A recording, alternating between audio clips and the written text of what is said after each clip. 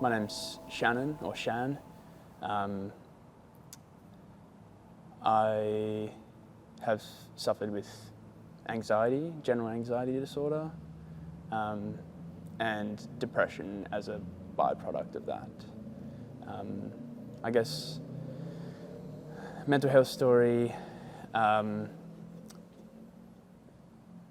could go into sort of things that have happened in the past that have contributed to my anxiety, but I've always found it hard to just be myself, and I've found that I've always felt like I need to play a role, and so I haven't really been able to develop myself as like an authentic, genuine person as much as I would have liked to growing up.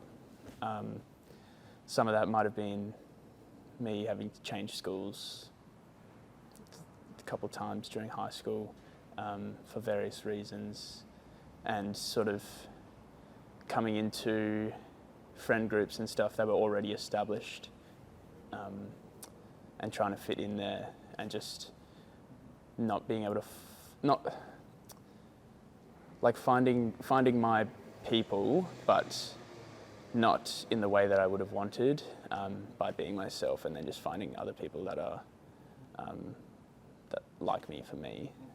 That was definitely a contributing factor. I've had some family issues in the past, which definitely contributed. But yeah, so anxiety's always been there for me. I didn't know for a long time that that's what it was. I kind of think about it as almost, like a superpower almost, anxiety. So for me, it's always been a double-edged sword. It pushes me and it drives me to do things that, I don't know, other people don't do, or pushes me to start a business or just excel in whatever I'm doing. And I've always really liked that about myself, that I'm driven and I'm ambitious, but at the same time, anxiety wears you down. I can't really put it into words, but for me, anxiety just makes everything a lot harder. Simple things like sitting down and reading a book and being able to switch off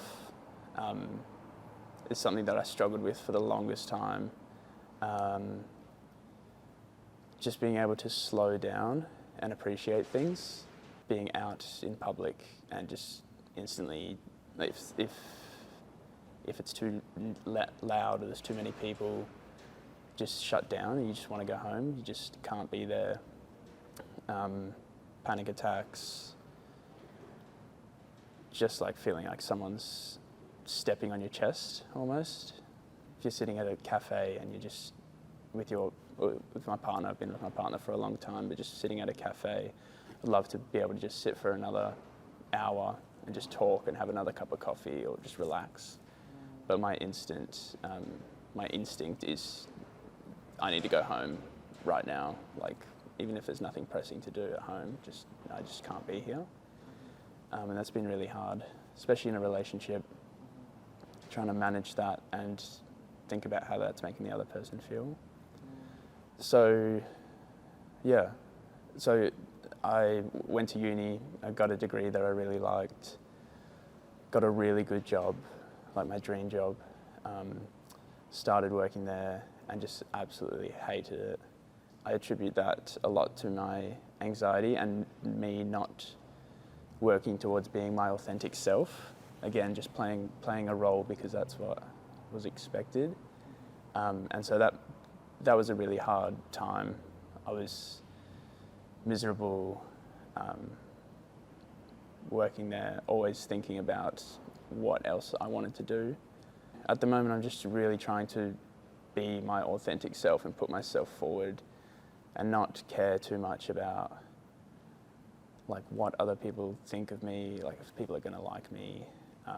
And that's really helped, because when I was playing a role, but yeah, at one point I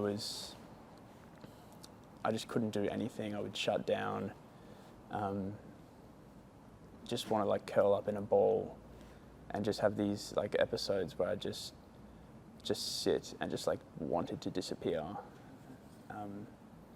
And so, yeah, started this year, decided to shake it up, quit my job, decided to start pursuing a career that I've always kind of known I wanted to do, and just really press that for me and take a risk and just try to turn things around. And it's been the best decision I've ever made, especially the decision to seek help. It's been awesome. Like, it's been made such a difference for me in these last 6 months. I've seen so many changes in myself, and the people around me have seen changes as well. And I feel like I'm finally taking steps towards being myself, and yeah, it just feels really good. Yeah, I guess my lowest point would have been right before I made the decision to quit my job. I feel like COVID and having to work remotely from home, and not having travel plans or anything distracting me kind of made me really sort of introspective and consider where I was and what I was doing. Being alone with your thoughts and not having that social interaction of being at the office really sort of gave me time to reflect on everything. And in those couple months where it got really bad, it would just be the littlest thing that would set me off. If I can give an analogy of like a pot of boiling water, and the level before it starts boiling is like right at the top, and any little thing, a small argument with your partner, or if you feel like you're not doing enough, not making progress in whatever it is, it just adds a little bit more water and it's just like, it explodes. And for me, what that looked like was a complete shutdown. Like, just not being able to talk, panic attacks where you feel like you just have to take your clothes off, like everything's strangling you.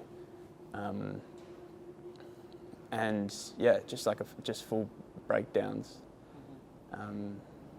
Just like burst into tears for no apparent reason, but it's just because this underlying anxiety is always there, and the feeling of being stuck in that position is what led me into that sort of depressive state for those couple months. I feel like the biggest help for me has been my girlfriend, and just having someone there who can give you an outsider perspective on what they can see, like what you're going through. And it was hard on her as well, but yeah, for a long time I had no coping mechanisms with it. I had no idea what to do. It would just come on and I would just have to wait for it to pass.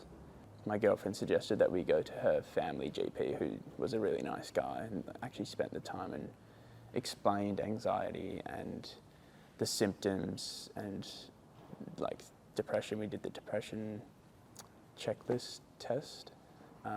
But everything he was saying, it was like tick, tick, tick. Okay, this is making sense now. This is what I have. This is what's been making me feel like this. Just, getting a professional, objective opinion on what you're going through and seeing it from a different perspective, from someone who's seen it 1,000 times. It doesn't feel so big then. When it's just you dealing with it, it's massive in your head. It's the biggest dark cloud, and for a long time I would just avoid having to deal with it.